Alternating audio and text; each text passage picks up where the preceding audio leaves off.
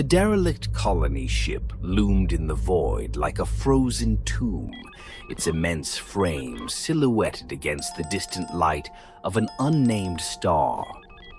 The Horizon Dawn was vast, over 2 kilometers long, with jagged fins of hull plating protruding where the outer structure had warped from centuries of micrometeoroid impacts.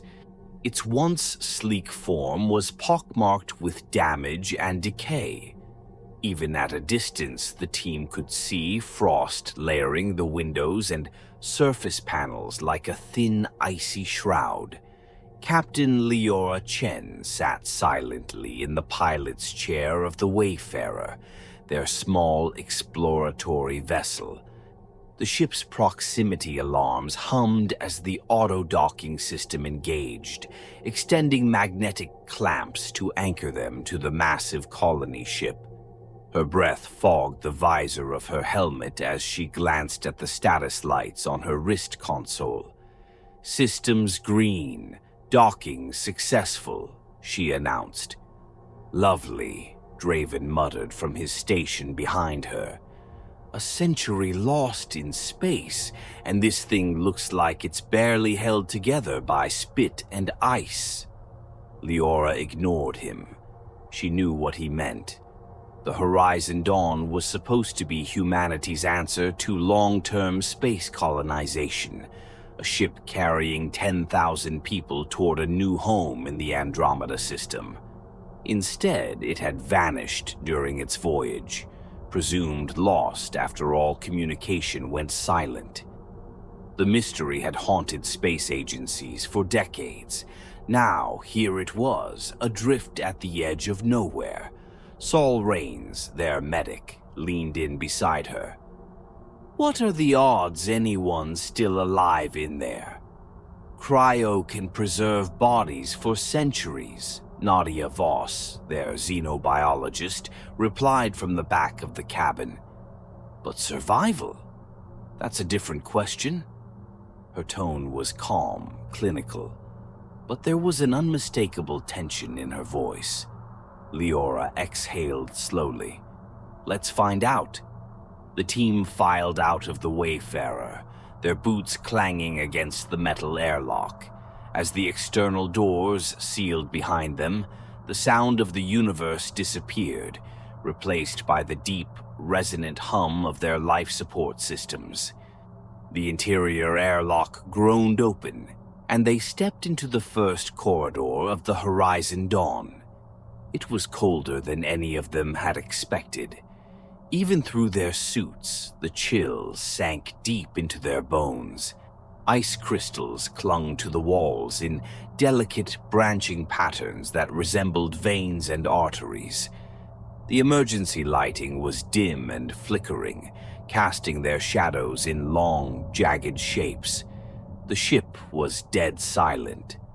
"Pressure seems stable," Draven said, studying his tablet. His fingers tapped nervously against the screen. "But it shouldn't be this cold." Saul pointed his flashlight down the corridor. "Cryo leak, maybe." "No," Nadia said, stepping closer to the wall. Her gloved fingers brushed one of the frozen veins of frost. "This isn't from a mechanical failure. This feels different."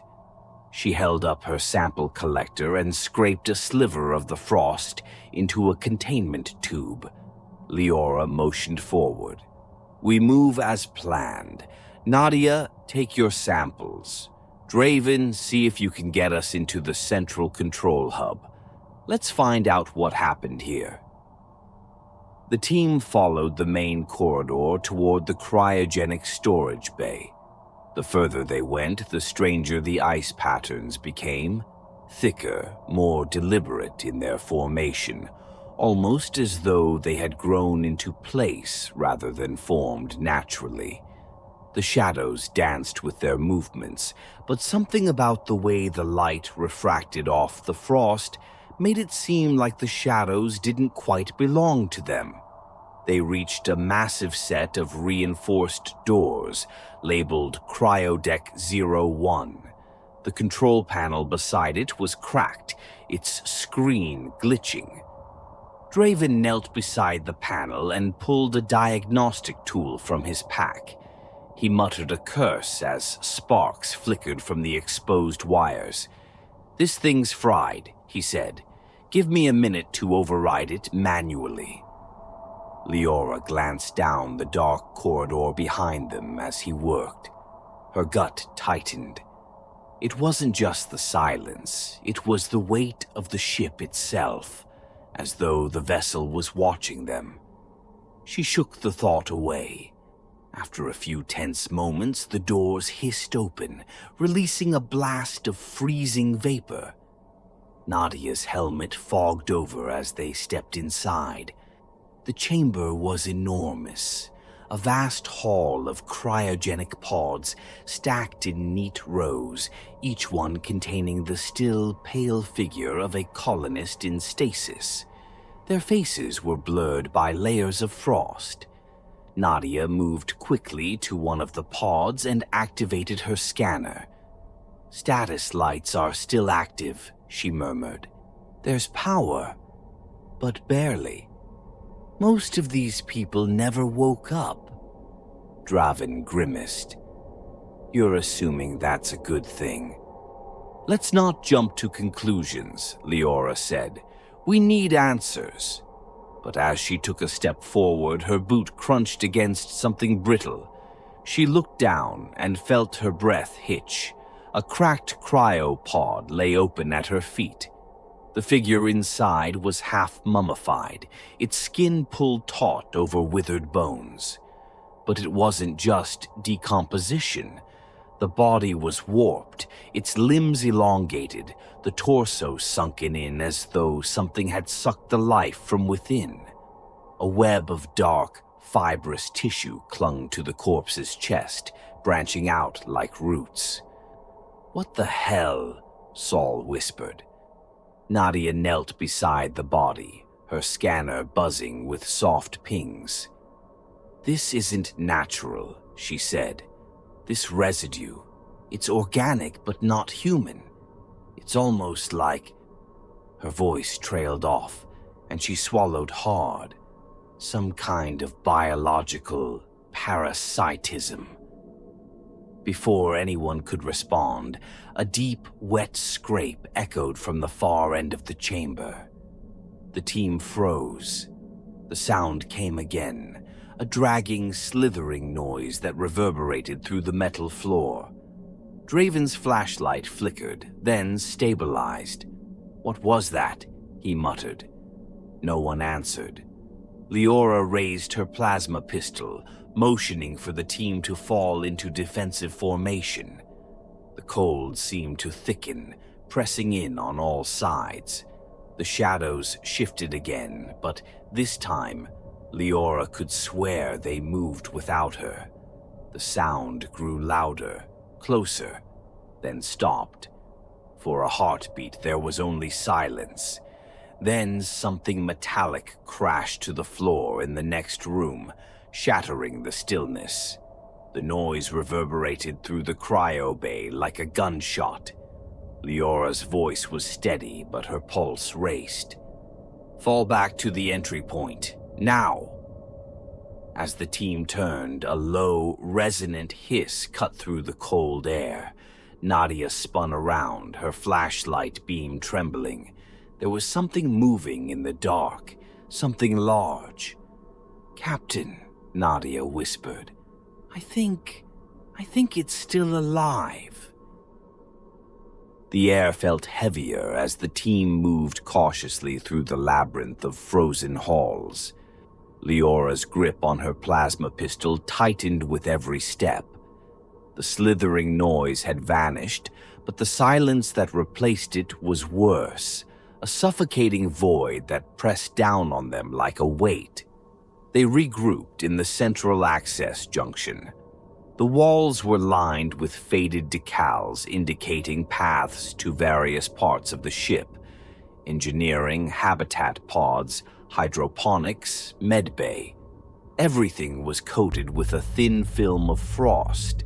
The branching frost veins Nadia had observed earlier were more prominent here, weaving through cracks in the walls like they had grown organically. Leora's voice crackled over the team comms. "Draven, Nadia, stay in the control room and see what you can pull from the system. Saul, you're with me. We're heading to the cryo data core." Nadia's protest was immediate. "Captain, splitting up isn't a good idea." "We need to understand what happened here," Leora replied firmly. "That's not going to happen if we stay in one place." Draven exhaled through his comms. "We'll manage. But let's keep comms open at all times." Leora nodded. "Understood. Keep your eyes open." She and Saul moved down the corridor, their footfalls echoing in the icy gloom. Saul stayed close, his rifle raised, but his breathing was uneven. Leora glanced at him. "You all right?" Saul's lips pressed into a thin line beneath his helmet. "This ship, it doesn't feel empty. It feels..." He struggled for the word. "Wrong," Leora finished for him. Saul nodded. They reached the cryo data core, a reinforced chamber filled with server towers coated in ice. Leora swiped a gloved hand over a console, revealing a dimly flickering screen. She entered a diagnostic command and the screen buzzed to life, lines of corrupted text scrolling across it. After a few moments, a partial log file became legible. Cryo process disruption detected. Biological anomaly identified. Subjects unstable. Containment protocol failed. The words sent a chill deeper than the cold. Leora stepped back from the console, her heart pounding. "Anomaly," Saul read aloud. His eyes darted to the dark corners of the room. "What the hell does that mean?" Before Leora could respond, her comm crackled to life. "Captain, it's Draven. We've got a situation." Draven's voice was low, shaking. "Something's in here with us." Leora's blood turned to ice. "What do you mean? What do you see?" "It's..." Draven's voice cut off as a sharp, metallic clang reverberated through the comm. Nadia's panicked voice followed, barely audible through the static. "It's moving! Jesus, it's fast! We need backup!" Leora and Saul broke into a sprint, retracing their steps toward the control room. Their boots slammed against the floor as they pushed through the freezing air. The corridor seemed to stretch endlessly before them, the lights flickering wildly. When they reached the control room, the door was ajar. The sound of static filled the hallway. Leora raised her pistol as she stepped inside. The first thing she saw was Draven. He was pinned against the far wall, his body convulsing, limbs twitching unnaturally.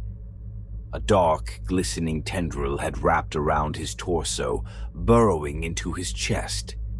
His visor was cracked and blood fogged the glass from the inside.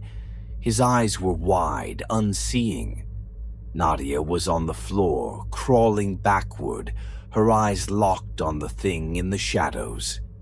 The creature unfurled itself slowly, emerging from the corner of the room. It was humanoid in shape, but wrong, twisted. Its limbs were too long, its torso too thin, and its skin pulsed with dark, membranous tissue. The remnants of a human face lingered at its core, but it had no mouth, only jagged slits where muscle writhed and split. Leora fired without hesitation. The plasma bolt struck the creature's shoulder, searing flesh and filling the room with the acrid scent of burning tissue. The thing reeled back, but it didn't fall. Instead, it shuddered violently, releasing Draven's body with a sickening wet plop. Draven hit the floor, unmoving. Leora didn't dare check his vitals. She grabbed Nadia by the arm and hauled her up. "Go now!" Leora shouted. The creature lunged, its elongated arms swiping at them with tendrils of sinew and bone.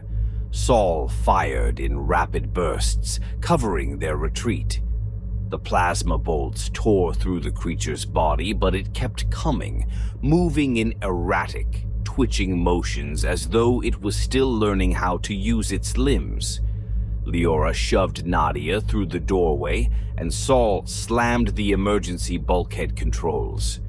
The doors sealed with a thunderous hiss, locking the creature inside. The pounding began immediately, wet, heavy blows against the metal. The door buckled slightly with each impact. Nadia's breath was ragged as she leaned against the wall. It was one of them," she gasped. "One of the colonists. But it wasn't human anymore." Leora felt bile rise in her throat. She forced it down. "We need to fall back to the ship. We're outgunned." Nadia shook her head vehemently. "If we leave now, we'll never know what caused this. We don't know how far it spread." A loud metallic groan came from the other side of the door. The creature's assault hadn't stopped. Leora glanced at the frost-covered walls. It wasn't just one creature. The ship itself was infected. Saul wiped sweat from his face despite the cold. Whatever this thing is, it's not just killing them, it's remaking them. Leora stared down the corridor leading toward the core. Draven's lifeless eyes haunted her mind. The realization was as clear as it was terrifying. "We're not dealing with survivors," she said. "We're walking through the remains of something's evolution." The pounding on the bulkhead stopped abruptly. The silence that followed was worse than the sound.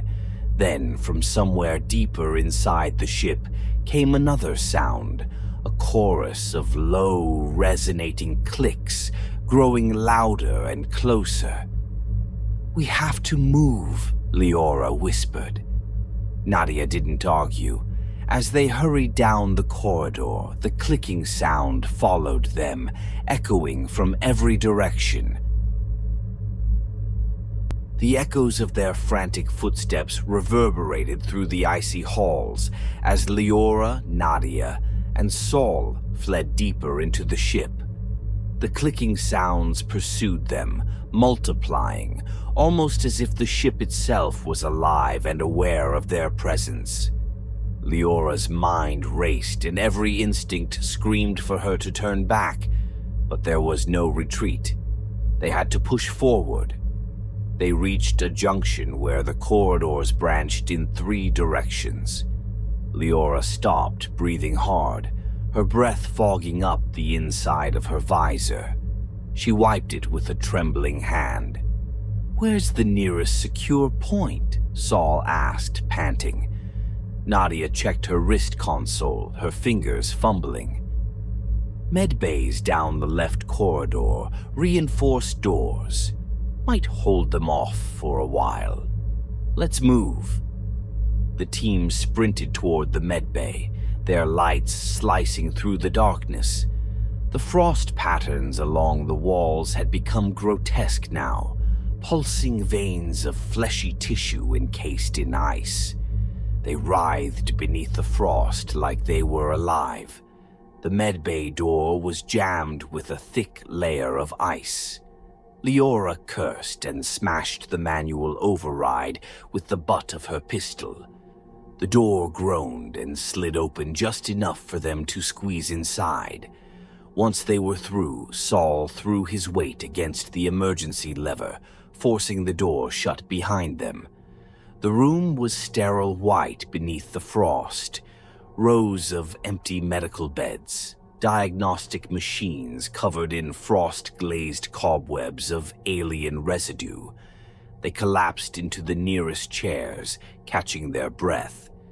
The distant clicking sounds had stopped, but the silence that followed was unnerving. Nadia sat by one of the diagnostic stations and plugged in her data pad. Her fingers trembled as she accessed the ship's medical logs. "What are you doing?" Saul asked, pacing near the door. "Looking for answers," Nadia said through clenched teeth. "There has to be some record of what happened here." Leora watched the screen as lines of corrupted data flickered, interspersed with grainy video logs. Then a distorted image appeared. A man in a captain's uniform, pale and exhausted. His nameplate read, Captain Ezra Caro. His eyes were sunken and his voice was hoarse. "This is Captain Caro. Final log entry. If anyone finds this, God help you."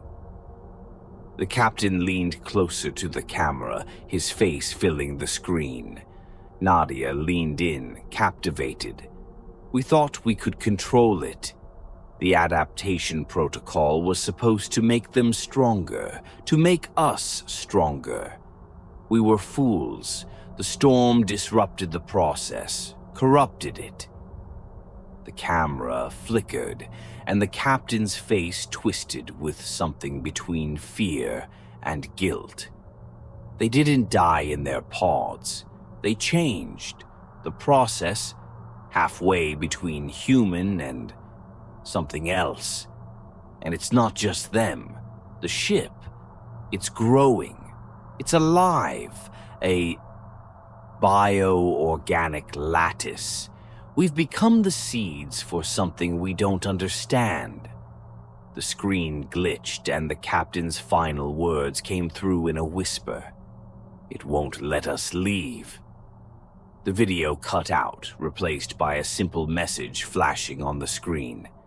Cycle interrupted. Metamorphosis incomplete. The room fell silent. They were experimenting on their own people, Nadia whispered, horrified. This wasn't a colony ship, it was a biological testing ground. Leora clenched her fists. They were creating something. A low, wet thump echoed from behind the medbay's walls. Saul stiffened, raising his rifle. "It's here." The thumping grew louder. The walls vibrated and cracks spread through the frost. The sound wasn't just movement, it was a heartbeat. Slow, rhythmic. Nadia scrambled away from the terminal. "This whole section, it's growing into a biological hive. We need to go." Before Leora could respond, a sharp snap reverberated through the room. One of the medbay's wall panels burst open, and a long, chitinous limb jutted through, tipped with a razor-sharp, bone-like claw. The limb twitched, carving jagged streaks across the metal. "Move!" Leora shouted. The team scattered as the wall caved inward. The creature emerged, unfolding itself like a grotesque flower. Its elongated body pulsed with exposed muscle fibers woven with metallic bone. Its head was featureless except for a row of twitching sensory tendrils that quivered in the cold air. Saul fired first, sending plasma bolts into its torso. The creature shrieked, a high, resonating pitch that made Leora's vision blur. It lashed out, smashing a diagnostic console into shards. Nadia darted toward the emergency medical cabinet, grabbed a vial of bioacid, and hurled it at the creature. The vial shattered against its shoulder, and the acid hissed as it ate through the sinewy flesh. The creature writhed, but its limbs regrew grotesquely fast, like they were rebuilding themselves cell by cell. Leora's mind raced. "We can't kill it," she muttered. "Not like this." Saul backed toward the door, keeping his rifle trained on the creature. Then what the hell do we do? Nadia's eyes widened as realization dawned. The reactor, the biological lattice, it's connected to the ship's core. If we destroy the reactor, it'll all burn. Leora hesitated, the weight of the decision settling in her chest. Destroying the reactor would mean destroying the ship and everything inside. No survivors, no chance of salvage. But there was no other choice. Then we head to engineering, Leora said. We end this. The creature shrieked again and lunged forward, its claws tearing into the floor as it chased them toward the exit. Leora slammed her fist into the manual release. The med bay doors opened, and the team sprinted into the corridor as the walls groaned behind them. The creature slammed into the door as it closed, denting the metal outward. Leora locked the control panel, buying them precious seconds. They ran toward the main lift that led to engineering. Nadia's voice crackled over the comms, breathless but resolute. If we take out the reactor, we'll wipe out the entire biosystem. Leora glanced back. The sound of clicking and wet slithering followed them. There were more now, shapes in the shadows, flitting along the walls and ceiling. We're not just shutting this ship down, Leora muttered. We're killing whatever it's become. The lift doors slid open and they piled inside. Leora slammed the control for engineering, and the lift descended with a low hum. As they moved deeper into the ship, the air grew thicker, and the frost veins on the walls pulsed like arteries, glowing faintly. Nadia adjusted her scanner. We're close to the heart of it now. Saul tightened his grip on his rifle. Let's hope it has a heart we can destroy. The lift slowed to a stop, and the doors opened to reveal a vast, dark chamber. The walls were lined with organic tendrils fused into the ship's machinery. The reactor core pulsed at the center, a massive sphere of tangled metal and bioorganic tissue. Leora stepped forward, her jaw set. Let's finish this. The creature's shriek echoed from above, and the shadows on the ceiling shifted as something large began to descend. The engineering deck was a nightmare made real. The walls pulsed with wet, crimson sinews encased in ice, veins of bioluminescent tissue spreading like a cancerous web across every surface. The ship's cold, mechanical design had been overtaken by something alive, a living, breathing organism that consumed metal and flesh alike. The air was thick, humid, and stank of copper and decay. Leora's breath came in shallow gasps as she forced herself forward, her boots sticking slightly to the viscous floor. The reactor chamber loomed ahead, a massive spherical core suspended by thick columns of metal and organic tendrils that pulsed with an alien rhythm like a colossal beating heart. The biolattice quivered at their presence, as if sensing them. The once gleaming reactor was almost completely encased in alien flesh. Translucent sacs of fluid bulged along its surface, shifting and writhing with something alive inside. Saul's voice broke the suffocating silence. How much time do you think we've got? Nadia's face was pale behind her visor. She checked her scanner, the numbers flickering in chaotic bursts. Not long. Whatever this thing is, it's accelerating. The ship isn't just alive, it's reproducing. She swallowed hard. It's turning the entire structure into a birthing ground. Leora clenched her jaw, forcing down the rising fear. Then we burn it to the ground. She moved to the reactor's control terminal. What was left of it, anyway? The alien growth had corrupted most of the interface, and black ichor seeped from the cracks. She ripped a chunk of tissue away with a sickening squelch, revealing the blinking override panel beneath. Her fingers danced over the controls. I'm setting the core to overload. We'll have 5 minutes to get back to the shuttle. The terminal beeped in warning as she entered the final command. A deep rumble reverberated through the chamber as the reactor's containment field began to destabilize. The sphere's surface glowed, cracks of white-hot energy pulsing beneath the layers of alien tissue. Then the screaming began. It wasn't human. It wasn't even a singular voice. It was a chorus of tortured wails, a symphony of agony that seemed to vibrate inside their skulls. Nadia doubled over, clutching her head. Saul grimaced but kept his rifle trained on the shadows. The walls writhed as dozens of figures began to emerge from the pulsing growth. Human shapes, or what had once been human.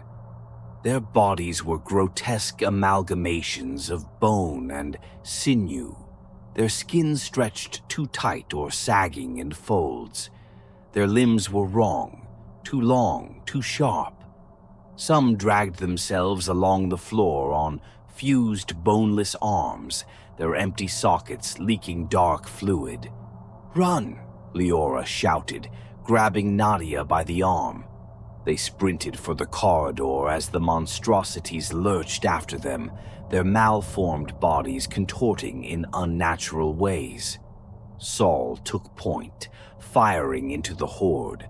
Plasma bolts seared through the creatures, but for every one that fell, another pushed forward, driven by some primal instinct. The floor trembled beneath their feet as the reactor core surged, arcs of energy blasting through the chamber. The overload countdown appeared on Leora's visor, 4:27.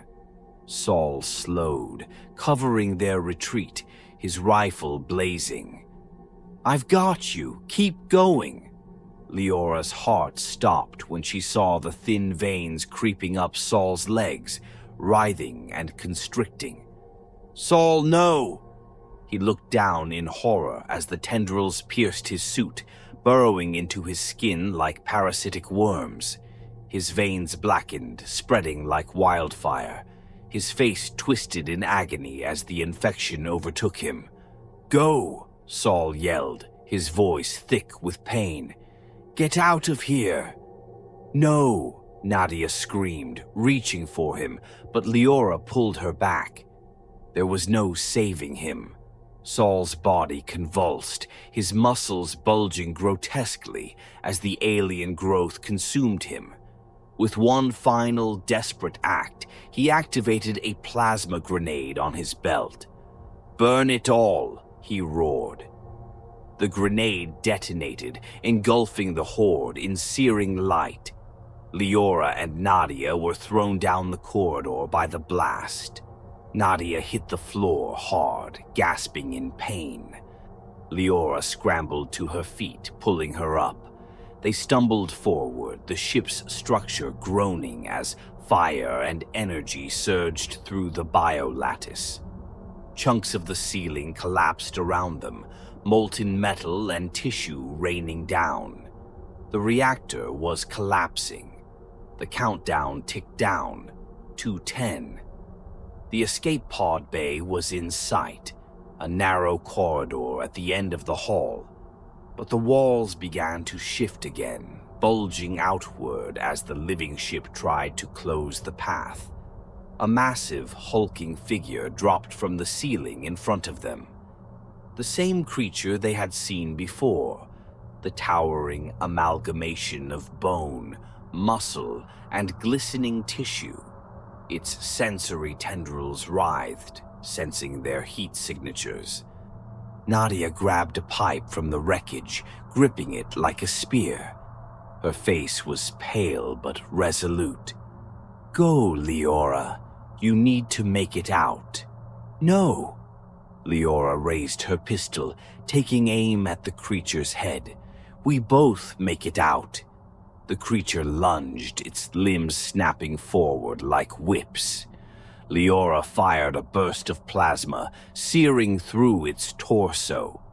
Nadia charged, driving the metal pipe through its sensory tendrils. The creature screamed, thrashing wildly. "Now!" Leora shouted, dragging Nadia toward the pod bay. They reached the emergency pod as the countdown reached 0047. Leora slammed her fist into the launch controls, and the hatch hissed open. She shoved Nadia inside and climbed in after her. The door sealed just as the chamber behind them erupted into flames. The pod's engines roared to life, launching them into the void. Leora watched through the viewport as the Horizon Dawn twisted and writhed in its final death throes. The reactor core detonated, and for a brief moment, the ship was engulfed in brilliant white light. Then the colony ship imploded, its twisted remains swallowed by a silent shockwave of fire and debris. The pod drifted in silence, the only sound the faint hum of its life support systems. Leora leaned back, her body trembling from exhaustion and grief. Nadia sat across from her, her eyes red with unshed tears. "We did it." Leora nodded, though her heart felt hollow. The price had been too high. But as she stared out into the vast emptiness of space, a flicker of movement caught her eye, a smear of something dark against the pod's reflective glass. She blinked, her blood running cold. A faint, wet tendril clung to her boot, pulsating weakly. She kicked it off with a gasp, watching it curl and writhe before it finally went still. Leora's breath was shallow as she met Nadia's gaze. "It's not over," she whispered. Nadia's face paled as they floated toward the stars, the weight of what they'd unleashed hanging between them like a specter. Far behind them, in the cold darkness of space, something stirred within the drifting debris, something small but alive.